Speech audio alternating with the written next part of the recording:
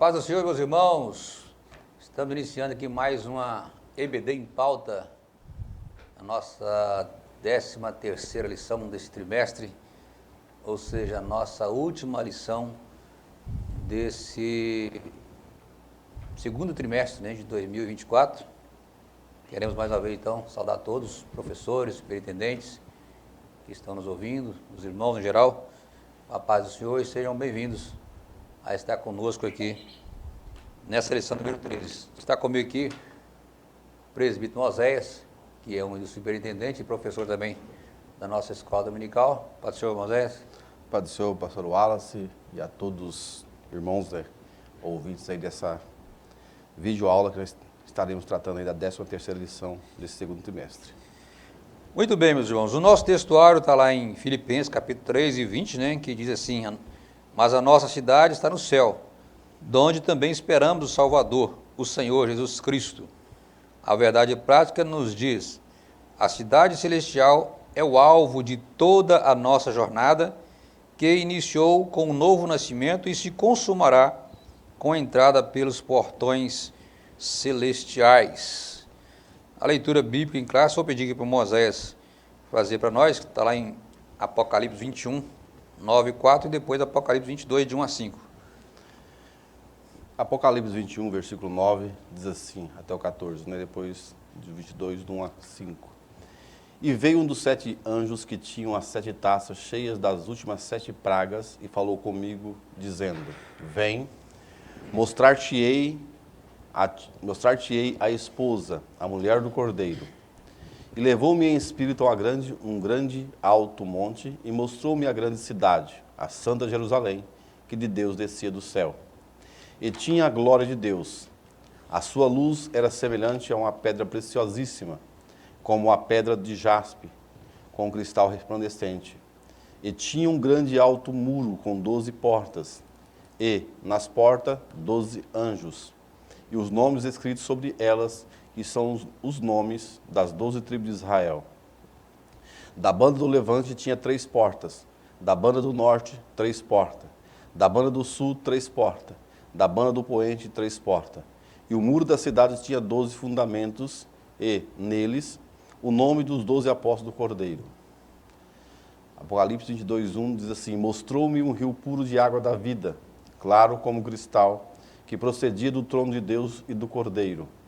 E no meio da sua praça e de uma outra banda do rio estava a árvore da vida, que produz 12 frutos, dando seu fruto de mês em mês. E as folhas da árvore são para a saúde das nações. E ali nunca mais haverá maldição contra alguém. E nela está o trono de Deus e do Cordeiro, e seus servos o servirão. E verão o seu rosto, e na sua testa estará o seu nome. E ali não haverá mais noite, e não necessitará de lâmpada, nem de luz do sol, porque o Senhor Deus os alumia, e reinarão para todo o sempre. Amém. Nosso Deus e nosso Pai, meu Deus, nós te louvamos e te agradecemos, meu Deus, por essa oportunidade de estarmos aqui nessa videoaula. Pai querido, te pedimos que abençoe a todos que irão assistir esse vídeo, principalmente os professores, superintendentes, que possam, meu Deus, de uma forma ou de outra, estar ajudando teus servos nas ministrações da tua palavra. Pai querido, continue conosco, é o que nós te pedimos e te agradecemos em nome de Jesus. Meus amados irmãos, eu quero aqui seguir aqui um conselho do nosso comentarista, né? Ele pede que o professor faça aí um resumo aí nessa última lição, faça um resumo, os principais pontos aí das lições no trimestre. Lógico, isso um tempo bem resumido, aí, no máximo 10 minutos, para fazer essa retrospectiva, e logo em seguida você já vai adentrar a última lição. Então, se programe aí, faça aí um breve resumo desse trimestre, dentro de 10 minutos, e vai para a última aula desse trimestre. Bom, o tema da nossa lição é a cidade celestial, né? Nós estamos estudando nesse trimestre exatamente um assunto muito importante que temos passado por várias lições que nos fala de uma caminhada, né? A primeira lição nos fala de um começo, uma nova caminhada que começamos quando passamos pelo novo nascimento, quando aceitamos a Jesus como Salvador da nossa vida, nós passamos a trilhar um novo caminho. E como toda caminhada, toda carreira, ela tem um alvo, o alvo do crente, o alvo do cristão é o céu. A partir desse momento em que se inicia essa caminhada, o alvo de todos nós é o céu. E não teria sentido ser outra coisa. Apesar de que algumas pessoas ainda têm o pensamento de que o céu é algo fictício, não é algo real, mas nós que cremos na Bíblia, na palavra do Senhor, nós não temos nenhuma dúvida de que o céu é real, o céu existe, essa cidade celestial que nós vamos falar aqui, ela é uma realidade, e é porque nós temos essa convicção, exatamente porque temos essa convicção, temos certeza de que estamos aqui de passagem, ou seja, nós estamos aqui nesse mundo, mas não somos aqui. A Bíblia nos garante que nós somos espécie de peregrinos aqui nesse mundo, nós não temos uma residência fixa aqui nessa terra, ou seja, nós sabemos que muito em breve nós iremos para a nossa cidade, a nossa casa, que realmente podemos dizer para sempre. Nós estamos aguardando isso, só não sabemos quando será essa nossa mudança para essa morada definitiva. Mas sabemos que ela vai acontecer a qualquer momento, ela vai acontecer, temos certeza de que esse momento vai acontecer, só precisamos estar preparados, continuar nessa caminhada. Não podemos desistir ou tentar achar atalhos para chegar nessa cidade, porque nós iremos nos perder no meio do caminho. Mas se nós mantivermos essa caminhada, o nosso olhar fixo nesse alvo que é o céu, temos certeza de que um dia nós vamos chegar lá. O apóstolo Paulo, ele nos garante isso. Nós vemos aí na leitura do textuário, lá em Filipenses 3:20, ele dizendo isso, né? Pois a nossa pátria está no céu, de onde aguardamos o Salvador, o Senhor Jesus Cristo. Então, meus queridos irmãos, nós vamos estar vendo aqui, nessa lição, um pouco sobre essa cidade, um pouco sobre esse lugar que nós vamos morar. Lógico que tudo que nós vamos falar aqui não chega nem perto do que realmente é esse lugar. A nossa mente humana, ela não consegue ter uma ideia correta do que ela... Tudo aquilo que a gente pensar de bom, essa cidade, ela é muito melhor. Então, nós vamos tentar aqui, durante esses minutos que vamos passar aqui meditando nessa lição, trazer uma ideia para o aluno, o professor para o seu aluno, lógico, de que vale a pena você lutar para estar nessa cidade. Jesus garantiu para nós isso, ele garantiu que ia preparar esse lugar. Lá em João 14 ele disse que eu vou preparar esse lugar e quando eu for, eu vou voltar para buscar vocês. Então nós estamos aguardando essa promessa. Muito em breve nós vamos estar com o Senhor Jesus Cristo. Nós vamos então entrar aí no primeiro ponto da nossa lição, porque o nosso tempo é corrido, a vontade aqui de ficar falando mais sobre essa introdução aqui, mas vamos passar aqui para o primeiro ponto da lição, para a gente ver assim, de maneira mais detalhada o que é essa cidade celestial, esse paraíso eterno que o comentarista fala conosco aqui. O primeiro ponto da lição traz aí o paraíso eterno. No primeiro tópico aí desse primeiro ponto, nós temos o que é o paraíso.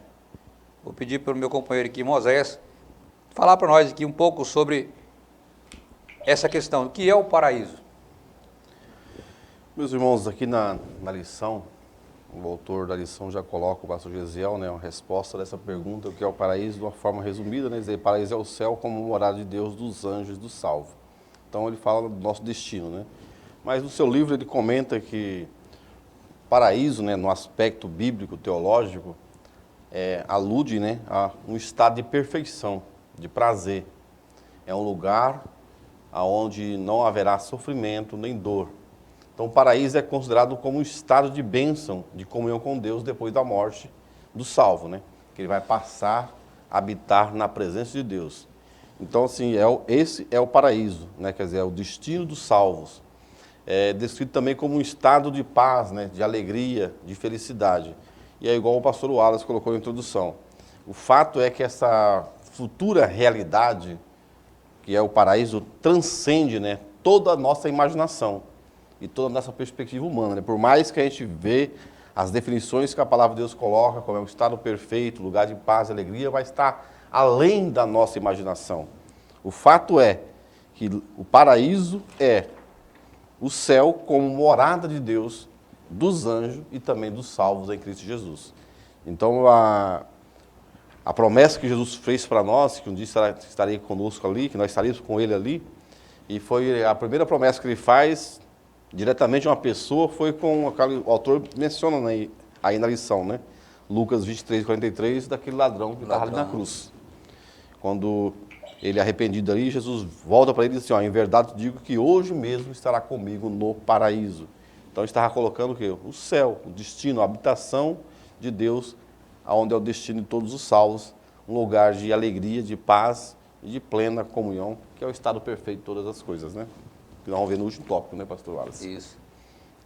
Então a gente vê que Jesus fez essa promessa para o ladrão acreditou e essa promessa foi cumprida. Literalmente ela foi cumprida. E nós cremos que, da mesma maneira que Jesus cumpriu essa promessa para o ladrão, ele vai cumprir a promessa que ele fez para nós lá em João 14, de que venha nos buscar. Nós já falamos aqui sobre isso.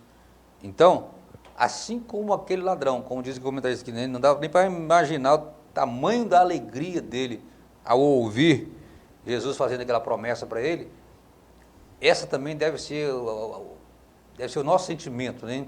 De alegria, de saber que nós temos uma cidade maravilhosa esperando por nós. Saber que nós não vamos ficar aqui nesse mundo, nesse lugar de sofrimento, de lutas para a vida toda.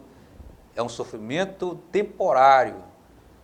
Paulo diz que as lutas, o sofrimento que nós passamos aqui, não pode nem imaginar, nem comparar com a glória, né, que está preparada para nós. Então, é motivo do crente se alegrar e continuar crendo que Jesus vai voltar a qualquer momento, que essa promessa ela vai se cumprir a qualquer momento.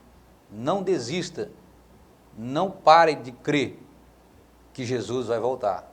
Infelizmente, a gente vê que algumas pessoas parece que começam a duvidar dessa promessa, achando que isso não vai acontecer nunca. Mas o tempo certo só Deus sabe. Nós pensamos uma coisa, às vezes pensamos que está demorando, mas Deus ele sabe a hora certa. E na hora certa, Ele vai arrebatar a sua igreja e assim nós estaremos para sempre nesse lugar maravilhoso que a Bíblia nos garante. No segundo tópico aí, nós temos o que é a cidade eterna. Fala para nós, irmãos, o que é a cidade eterna? A gente analisando a lição, né, que paraíso, cidade eterna, né, que assim, é o lugar que está destinado ao salvo, né? Isso. E aí na cidade celestial aí, que coloca aí a cidade eterna, está intimamente ligada, quando fala de cidade celestial, a cidade eterna, né, que é a Nova Jerusalém, mencionada por João lá em Apocalipse, né, que é a cidade onde todos os salvos redimidos por Cristo irão um dia morar. É uma cidade bela, maravilhosa, linda, cheia da glória do próprio Deus. A palavra de Deus ali na leitura bíblica clássica está dizendo que ali não haverá necessidade de sol ou de lua, porque o Cordeiro será a sua lâmpada, né? E a glória de Deus que vai iluminará aquela cidade. Então a cidade eterna é um lugar que é de paz, de gozo, de alegria, pois ali jamais haverá dor ou sofrimento, não estarão presentes ali nessa cidade eterna. Por isso que a palavra de Deus recomenda e que o pastor Wallace colocou, nós não podemos perder isso de mente, de vista, porque aquele que perseverar até o fim, fiel a Cristo e a sua palavra, um dia habitará na cidade celestial que é a Nova Jerusalém. Ali não está contaminada, não tem nada que um lugar assim de corrupção, porque é a cidade do próprio Deus, é uma cidade perfeita, é uma cidade eterna, que é o destino de todos os salvos em Cristo.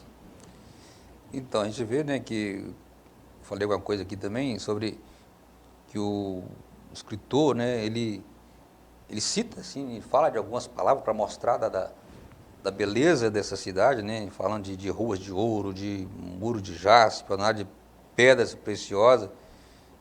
Ele faz isso, né, na intenção de buscar exprimir a realidade dessa cidade, né? Mas, como nós já falei aqui, por mais que a gente procure palavras para mostrar a maravilha dessa cidade, a grandiosidade dessa cidade, nós não vamos conseguir, porque com certeza só quando nós estivermos lá é que nós vamos ter a noção exata do que é essa cidade preparada para o povo de Deus. Só sabemos que ali será um lugar de paz, de alegria, aonde não haverá noite. O próprio Cristo, né? A glória de Deus vai iluminar essa cidade. Então, vale a pena nós lutarmos para estarmos nessa cidade maravilhosa. No terceiro tópico, aí tem uma pergunta: quando a eternidade começará? É uma pergunta assim que a gente tem que analisar para entender, né? Que eternidade é essa que nós vamos falar? Quando a eternidade começará? Irmão Zé, o que o senhor entende por essa eternidade aí? A gente analisando aqui à luz da palavra de Deus, né, e aí com aquilo que também o autor da lição, o pastor Gesiel, comenta, né? E ele cita no comentário dele aquilo que Jesus falou lá no Evangelho, segundo escreveu João, capítulo 5, versículo 24. Que ele fala assim, na verdade, Jesus dizendo, né, na verdade, te digo que quem ouve a minha palavra e crê naquele que me enviou, tem a vida eterna. E não entrará em condenação, mas passou da morte para a vida.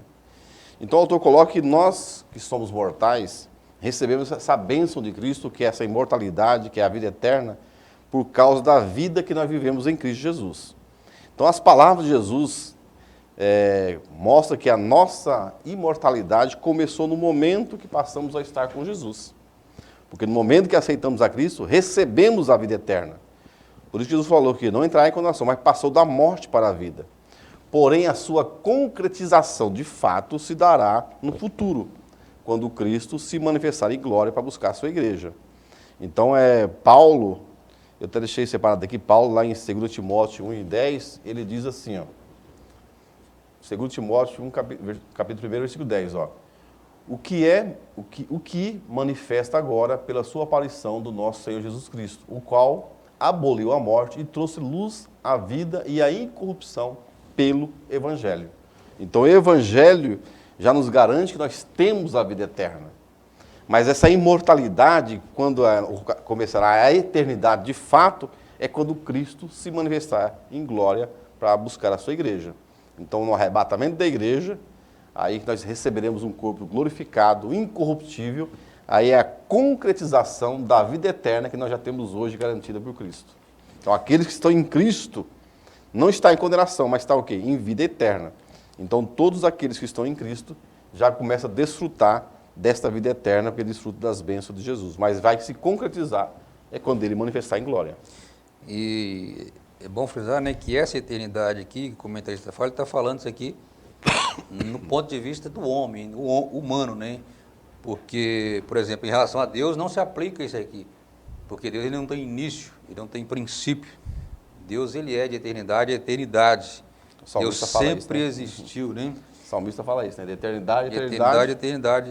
Então, ele sempre existiu. Então, nós nunca vamos poder aplicar a Deus um conceito de tempo. Tudo em relação a Deus é atemporal, ou seja, não está sujeito aos limites do tempo, porque Ele é o Criador do tempo. Então, Deus ele não tem começo, não tem fim, está além do tempo, é o alfa e o ômega, como está lá em Apocalipse 1:8, de modo que jamais um simples ser mortal, um ser humano, vai poder, né, com seu finito raciocínio, falar sobre o começo de Deus. Porque a eternidade de Deus está fora da análise no seu aspecto temporal. Então, quando nós falamos da questão do começo da eternidade, estamos falando em relação aos salvos em Cristo. Aquilo que Moisés já disse aqui, né? Literalmente, ou digamos assim, de uma maneira mais concreta, essa eternidade, ela vai se iniciar a partir do momento em que nós estivermos na glória com Cristo. Nós já gozamos hoje de uma certa eternidade, porque, como já disse Moisés também, nós somos salvos a partir do momento que aceitamos a Cristo, nós temos a certeza de vida eterna. Mas ela vai começar mesmo, no seu sentido literal mesmo, a partir do momento em que nós nos livrarmos desse corpo mortal, né? Aquilo que é mortal, quando aquilo que é mortal se revestir da imortalidade. Ou seja, quando nossos corpos, aqueles que estiverem vivos, forem transformados para o arrebatamento da igreja, a partir desse momento, então, nós passamos a gozar dessa eternidade literalmente. Vamos para o segundo ponto da nossa lição, onde vamos falar aí sobre o eterno e perfeito estado. O primeiro tópico aí fala do estado perfeito à luz da doutrina bíblica. Moisés. A gente vê, quando o estado perfeito à luz da doutrina bíblica, que nós temos que sempre olhar à luz da palavra de Deus. Porque a gente vê muitas teorias, algumas denominações, né, que às vezes colocam de forma equivocada o estado perfeito, que a Bíblia não menciona. Então, a luz da palavra de Deus é descrito como que é um tempo marcado pela comunhão e paz, alegria e santidade, sem qualquer presença de mal. Então, isso está falando após o milênio, né, onde será estabelecido o novo céu e a nova terra. Então, é dominado de estado perfeito porque se trata do resultado da concretização, né, de todas as promessas divinas no que diz respeito ao plano redentor, envolvendo tanto a natureza como também o homem. Porque sempre foi o desejo de Deus que o homem vivesse nesse estado perfeito. E quando ele criou o homem lá no Jardim do Éden, ele já criou o homem perfeito sem pecado. Ali desfrutava de todas as bênçãos ali no Jardim do Éden. Porém, o homem pecou. Pecou, então se afastou de Deus e aí com isso trouxe, né, todos os males que a gente vê acontecer hoje. Então o desejo de Deus é restabelecer esse estado perfeito. Isso vai acontecer lá no fim, depois do milênio, né, onde será restabelecido o novo céu e nova terra. Então quando fala estado perfeito, é um estado onde não há corrupção, não há mal, não há dor, é só alegria, paz e comunhão, né? Então aí o estado perfeito vai descortinar um futuro aí que Apocalipse fala que é novo céu e nova terra. Então, só lá no fim, depois do milênio, do grande trono branco, é onde terá, né, esse estado perfeito, todas as coisas. Não é o milênio, tem alguns que colocam como milênio, mas não é o milênio que isso vai acontecer. Será após o juízo final, depois do milênio, né, depois do juízo final, que vai começar, novos céus e nova terra. onde será estabelecido o novo céu e nova terra. Então, a gente vê que sempre foi, né, o desejo de Deus que o homem vivesse num estado perfeito. Deus criou o homem perfeito para viver um estado perfeito, né? A gente vê isso lá no relato da criação. Deus fez tudo perfeito. Quando a gente lê lá no livro de Gênesis, nós vamos ver ali que um cenário marcado pela perfeição, pela harmonia. Tudo era bom. A Bíblia diz que Deus olhou e viu que tudo era bom, era perfeito. Não havia maldade. Não havia esse sentimento de ódio, o desejo de pecar. Era um cenário de paz, um cenário de comunhão que Adão e Eva desenvolviam ali no Jardim do Éden. Mas a gente vai ver logo em seguida, no capítulo 3, que o homem pecou, o homem cedeu à tentação e o pecado entrou no mundo e o pecado trouxe essa desarmonia, trouxe esse desarranjo, digamos assim, causando essa separação entre Deus e o homem, causando então aí esse rompimento dessa harmonia que havia no começo da humanidade. Então, e o homem não pode culpar Deus também por causa disso. Não adianta o homem querer culpar Deus, dizer que Deus foi culpado de o homem ter caído, o homem ter pecado, uma coisa assim, não.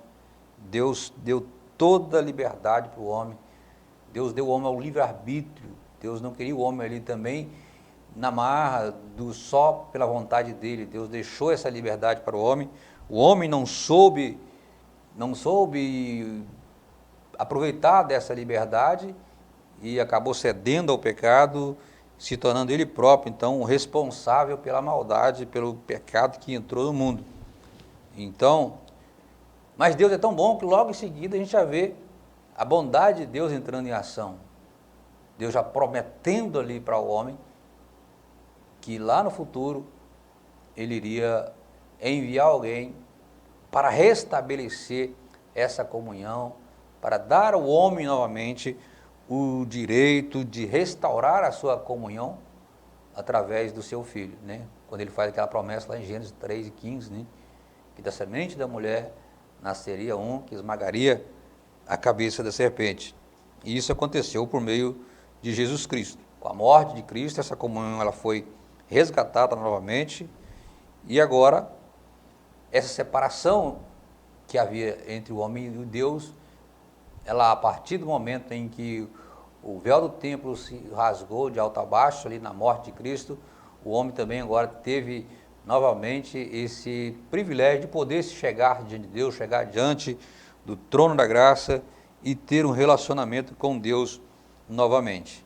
Então, mas vai chegar um dia em que esse perfeito estado, ele vai acontecer, como Moisés já disse aqui, isso não vai ser agora, mas lá no futuro, esse perfeito estado, ele vai acontecer, porque é promessa de Deus também, de fazer essa restauração de um modo concreto, de um modo geral, com aqueles que estiverem dispostos, que estiverem com desejo realmente de participar dessa vida, desse estado de perfeição. Para que isso aconteça, o homem tem que escolher andar com Jesus, andar com Deus, e assim, novamente, ele vai poder participar desse estado perfeito. Nós vimos aqui, então, nesse primeiro tópico, o estado perfeito à luz da doutrina bíblica. Agora nós vamos ver esse estado perfeito à luz de Apocalipse, capítulo 22, que foi um dos livros que nós lemos aqui na leitura bíblica em classe, né? Apocalipse, capítulo 22, a partir do versículo de número 5. Fala para nós, irmãos, aí, sobre esse estado eterno aí à luz de Apocalipse. Aqui o autor faz um comentário sobre o estado perfeito à luz de Apocalipse 22, do 1 a 5, e mostrando aqui que quando a gente lê, igual lemos a leitura bíblica em classe, alguns símbolos aí que aparecem, né, que é um rio, a árvore, a ausência de males, né, a presença de Deus. E aí ele colocou na lição a letra A, B, C e D. Né? A primeira letra A ele coloca assim, a vida eterna é descrita como um rio. Então, o autor coloca que nós temos que entender que o Apocalipse tem o aspecto simbólico, né, da representatividade que diz ali em Apocalipse, de algumas coisas que aparecem lá. Então, no estado perfeito que teremos lá depois do milênio, primeiro fala do rio. Então, o rio aí, que nasce no trono de Deus, o autor coloca aí nisso, explicando que isso aí é simbólico, mostrando que está dizendo que a vida eterna só pode vir de Deus. Não tem outro lugar que o homem possa encontrar a vida eterna, a não ser em Deus. Então, aí o símbolo aí que mostra lá no estado perfeito que terá esse rio, como símbolo da vida, está mostrando que a vida eterna vem de Deus. Tanto é que a vida eterna é descrita também como uma árvore, né? Ele coloca aqui essa descrição que aparece em Apocalipse como árvore, né? A árvore da vida, das folhas que simbolizam vida, para tratar a enfermidade, os frutos. E aí ele mostra que, deixa claro simbolicamente essa árvore da vida, mostrando que Cristo, na sua obra redentora na cruz, houve uma restauração total da criação e da humanidade. Então ele mostra que, ele coloca isso no livro de apoio, né, dizendo que simbolicamente representa ali... Aponta para um relacionamento que foi restaurado, né? Restaurado do homem, né? Aquele Então, relacionamento que perdeu lá no início, né?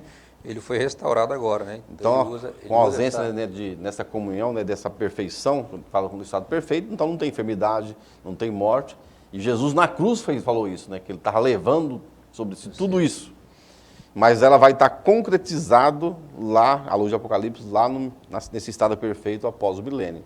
Que ele coloca aí na letra C a vida eterna sem males, né, que é essa comunhão, fala da proteção e autoridade de Deus, a vida eterna na presença de Deus, né? Então o cristão, os salvos em Cristo, terão o privilégio de estar ali na presença de Deus, contemplando Deus face a face, a sua luz, a sua autoridade e as suas bênçãos, desfrutando aí nesse estado perfeito. Então a luz de Apocalipse está mostrando isso, né? Que é um lugar de perfeição em todos os aspectos, né? Mostra a vida eterna, a ausência de enfermidade, a ausência de males, ali a presença de Deus, o homem em comunhão perfeita com Deus, que ele perdeu com a queda, e ali ele vai ver face a face, porque a Bíblia fala que ninguém vê Deus, né? Hoje, né? Os seus servos o servirão, né? Face a face ali. Então é um privilégio para todos os salvos que perseverar firme em Cristo. E na letra D, né, fala da presença de Deus, né? A vida eterna na presença de Deus, né? Que é a letra B aqui, né?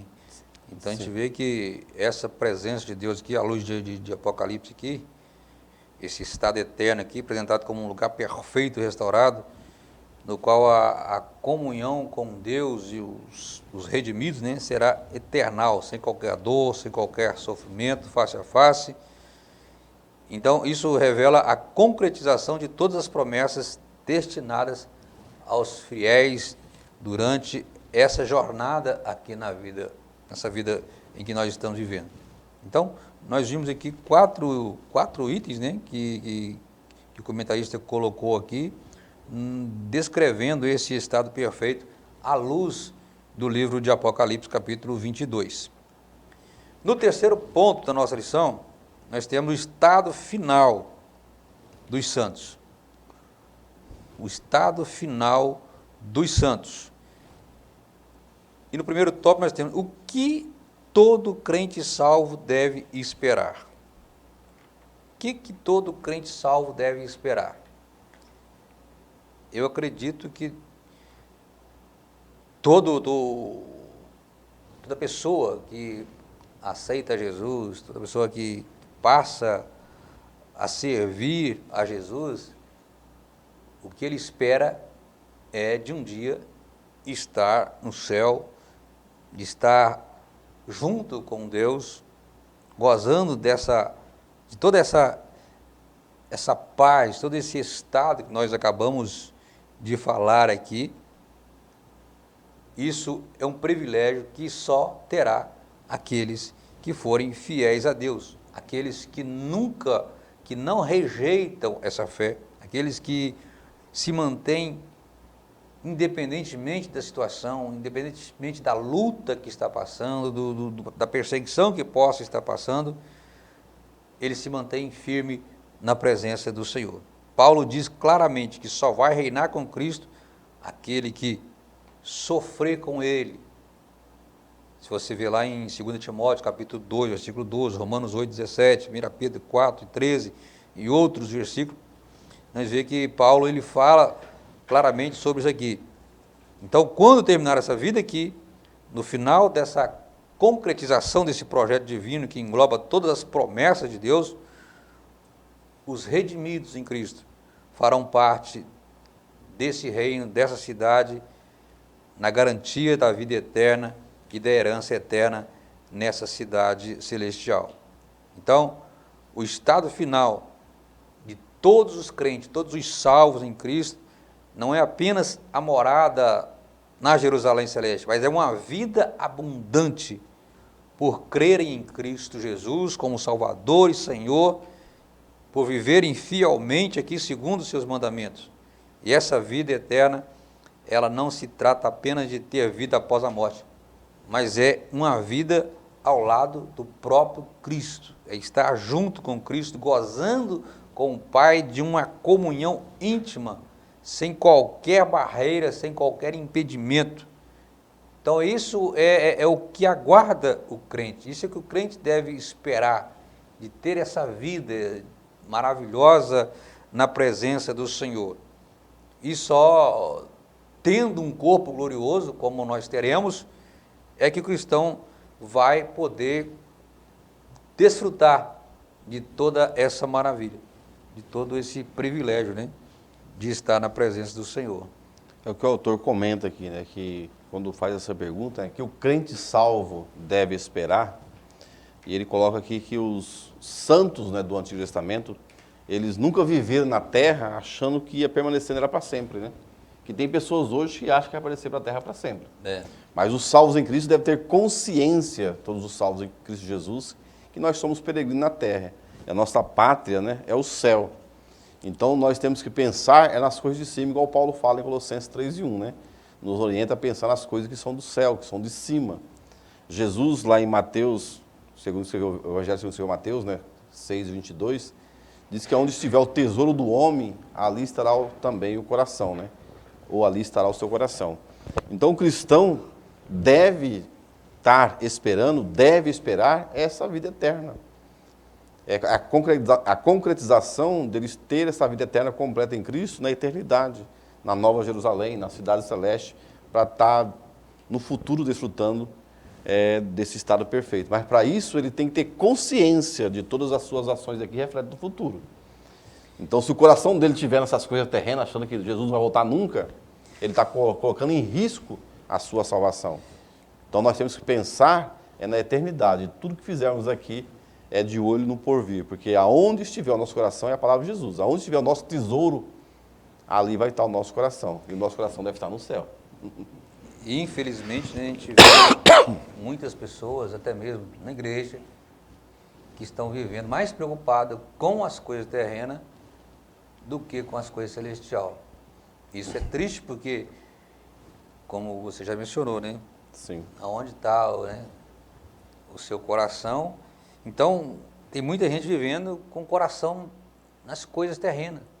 Não estão preocupados com as coisas celestiais, que é realmente o que interessa. Porque as coisas terrenas, hoje temos, amanhã não podemos ter mais. De repente, um ladrão vem, rouba tudo que você tem. Mas as coisas celestiais, não. Lá no ladrão não rouba, não enferruja, não estraga. É garantia de que está lá nos aguardando. É certeza. E se nós quisermos tomar parte dessa herança, tomar posse dela, é só nós mantermos fiéis a Deus. É só nós nos mantermos na presença de Deus. Porque temos certeza que nada vai destruir. Demore o tempo que demorar, ela está guardada, perfeita, intacta, esperando os salvos em Cristo Jesus. No segundo tópico, viveremos todos em unidade. Fala para nós, irmãos, é isso. Olhando esse ponto aqui, né, viveremos toda unidade, aí o autor coloca que hoje nós já temos a Bíblia nos orienta que nós devemos viver nessa unidade, já desfrutando ou aprendendo a viver, né, nessa unidade hoje. Infelizmente, muitas pessoas ainda não conseguem isso, porque nós formamos um só corpo em Cristo Jesus. Mas ali no futuro, né, está falando já essa unidade com amplitude maior, porque é todos os santos salvos em Cristo, de todas as eras, de todos os tempos, de todas as raças, né, nações, tribos e línguas, né, porque hoje nós temos a unidade como corpo e nós desfrutando ou aprendemos a viver na nossa comunidade local, onde a gente congregamos. Então ali a gente tem que ter essa unidade com aqueles irmãos à nossa volta. Mas na eternidade nós viveremos nessa unidade de forma plena, né? E ali não vai ter espaço para intriga, divisões, contenda. O autor até coloca na lição, né? Desavença, porque o pecado já foi banido. Então a unidade perfeita, nós vamos, aqui fala do estado final dos santos, então nesse estado final dos santos, lá sim desfrutaremos dessa unidade perfeita, que é todos os salvos de todos os tempos, vivendo, né, ali na presença de Deus, nessa cidade, sem qualquer tipo de segregação ou discriminação entre eles, porque ali seremos um só povo em Cristo Jesus. Quer dizer, eu coloco assim que é a plenitude da unidade. Hoje nós devemos viver a unidade que a palavra de Deus nos recomenda. Aí eu fico pensando, aqueles que não conseguem viver, como viverá lá? É que eu estou esperando você acabar me falar. Vou falar. Porque a gente vê tantas pessoas na igreja que não vai com a cara do fulano, não senta no mesmo banco do irmão. Eu não sei como vai fazer para entrar no céu, porque lá não tem lugar para esse tipo de coisa. Então nós temos que lutar para ter uma vida de unidade aqui, para que possamos estar juntos no céu. Porque se nós não conseguirmos manter unidade aqui na terra, também não vamos participar dessa unidade lá em cima. Então, todo cristão, ele deve lutar para ter uma vida de unidade, comunhão com os seus irmãos. Se tem alguma coisa que não te agrada, alguma coisa que está te incomodando, talvez você está com algum sentimento com um irmão, procure ele, converse com ele, resolva isso, para você não correr o perigo de não poder participar dessa unidade aqui, que nós estaremos participando lá no céu. Então lá no céu não vai haver esse lugar para essas picuinhas, para esse negócio de que não vou com a cara do fulano, eu não gosto de fulano, eu não participo da escola dominical porque fulano participa da minha classe, eu não vou. Então lá no céu não vai ter espaço para isso. Essa unidade aqui, ela não dá espaço para esse tipo de sentimento. E nós, como cristãos, precisamos estar atentos para não perdermos essa oportunidade de participarmos dessa união. Porque lá na glória, aqueles que entrarem lá, eles vão com certeza participar dessa unidade que os salvos irão participar ali na glória com o Senhor Jesus. No terceiro tópico aí, já caminhando para o final dessa lição, finalmente em casa, né? Nós começamos, né, essa caminhada desde o dia em que passamos pelo novo nascimento, que aceitamos a Cristo, né? Aqueles que já nasceram lá evangélicos, desde a sua infância, ele já está nessa caminhada em busca desse lar, e aqueles que aceitaram Jesus no decorrer da sua vida, que tem esse propósito, como nós já falamos aqui, esse alvo desde o começo, o pensamento dele é um dia chegar nessa cidade, e esse dia, felizmente, ele vai chegar, quando Jesus arrebatar a sua igreja, e nós adentrarmos nas mansões celestiais, nós vamos poder dizer, finalmente, nós estamos em casa. Aqui sim é realmente a nossa casa. Ali no céu é realmente a nossa casa. Dali nós não vamos mais nos preocupar em outra cidade, em outra casa. É uma casa para sempre. É uma casa onde iremos morar eternamente. Nós não vamos passar a eternidade, mas vamos morar ali eternamente, viver uma eternidade nessa nova casa. Essa, como diz aqui o comentarista, é a nossa grande recompensa de findarmos aqui a nossa jornada aqui nessa terra e estarmos nessa casa em definitivo. Irmãos aí, então, só de pensar que esse dia está perto de chegar. Eu fico olhando, e Apocalipse finaliza com a oração, ora vem, Senhor Jesus. Porque a bendita esperança de todo cristão verdadeiro e sincero, que deseja morar no céu, ele tem essa esperança, e ele deve fazer essa oração. Aí às vezes eu me pergunto, será que todos podem fazer essa oração hoje? Ora vem, Senhor Jesus, que está com convicção e o desejo de estar no céu? Porque aqui o autor coloca, eu vou ler aqui, que é uma parte da lição, ele coloca assim, os cristãos que verdadeiramente mantêm comunhão com Cristo e sua palavra cultivam em seu coração o desejo de ir para casa, como anelava o apóstolo gentil. Aí eu faço a comparação, quando você fica longe de casa algum tempo, você não tem aquele desejo, aquela saudade de sair em casa. Mas você esteja no hotel 5 estrelas, mas nada melhor do que nada que um lugar assim, a sua cama, o seu quarto, o seu jeito, é o seu aconchego, que é o seu lar. E aqui o autor coloca que a nossa casa A casa do cristão, a casa verdadeira do cristão é essa cidade celestial, a cidade eterna, que é a Nova Jerusalém. Então nós temos que cultivar esse desejo no coração, porque se nós colocarmos isso em nós, esse desejo, e cultivar isso, com certeza nós vamos ter comunhão com o nosso irmão, nós vamos ter essa unidade no corpo de Cristo, nós vamos amar a todos, porque nós temos um desejo de estar em casa. Ali não tem aluguel, né? Quem tem problema de aluguel hoje não vai ter esse problema, né? Nem de pagar imposto, viu, pastor? Morar numa lição, vai ter Então é a IPTU. nossa casa definitiva que Deus reservou para nós, que Jesus foi preparar, igual o pastor Wallace falou na introdução da lição, que está lá registrado do Evangelho segundo João, capítulo 14. Então, é a nossa morada.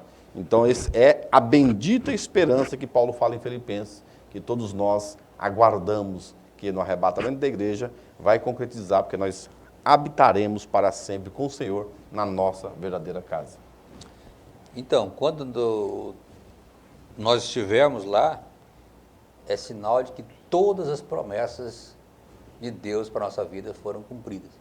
Ali é a concretização das promessas de Deus. Então, chegando nessa cidade, nós temos a certeza de que todas as promessas de Deus foram cumpridas, de que as lutas terminaram, de que os sofrimentos terminaram, e que a partir desse momento vai ser só alegria na presença do Senhor, e vamos poder dizer, né? Finalmente chegamos em casa, finalmente nós estamos em casa. A luta foi grande, a caminhada foi grande, as tribulações foram grandes, a vontade de parar muitas das vezes no meio do caminho, mas nós levantamos a cabeça, pedimos misericórdia de Deus, e Deus nos deu força, e nós chegamos lá. Que todos nós possamos ter esse privilégio de poder dizer, finalmente estamos em casa. Meus amados irmãos, nós vamos agora para a conclusão da nossa lição, e assim nós já estaremos, né, encerrando essa nossa videoaula, esse nosso segundo trimestre, né? Eu espero que tenha sido bênção na vida de todos, assim como será o próximo trimestre, quando teremos o pastor Silas Queiroz trazendo para nós aí uma lição maravilhosa para o próximo trimestre. Então, concluindo aqui, nós vamos ver o quê? Que nessa vida nós lutamos, nós sofremos, batalhamos, choramos, mas chegará um dia em que finalmente nós vamos alcançar esse destino, alcançar esse alvo, que é o céu de glória, que é a esperança de todo cristão. As palavras do profeta Miqueias, ela deve ecoar constantemente na nossa mente, no nosso coração, de que cada salvo em Cristo Jesus, que tenha essa esperança futura da glória de Deus, né? Que palavra que é que Miqueias diz?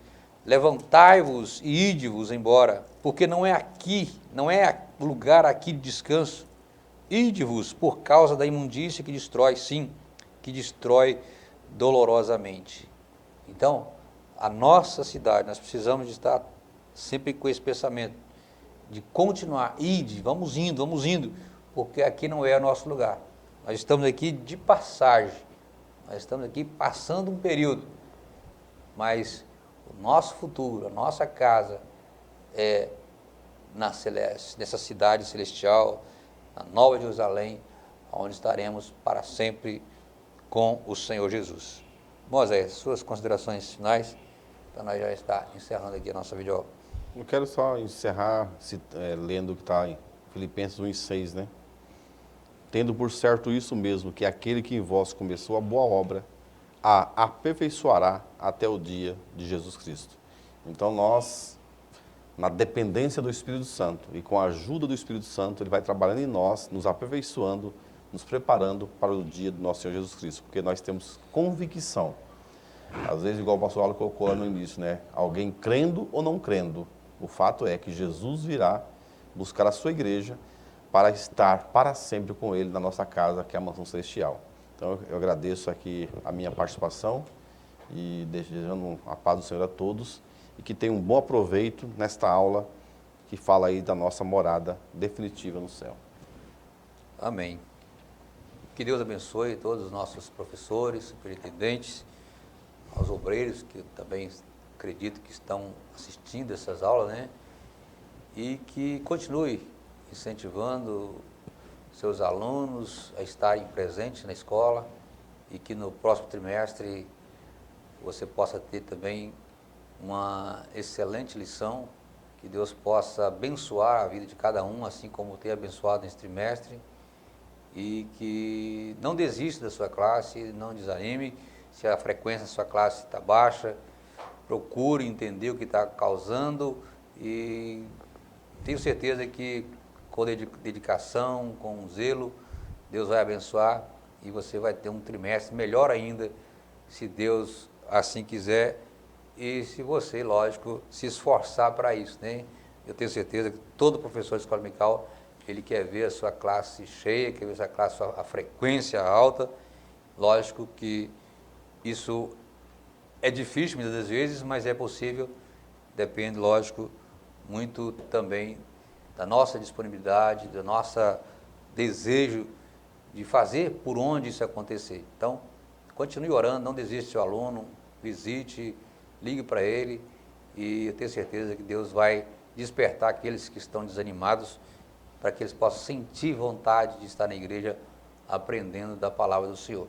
Que Deus abençoe a todos, agradecer ao nosso pastor presidente, que Deus continue abençoando a vida dele, pastor Roberto, e a todos os companheiros, colaboradores da nossa escola dominical.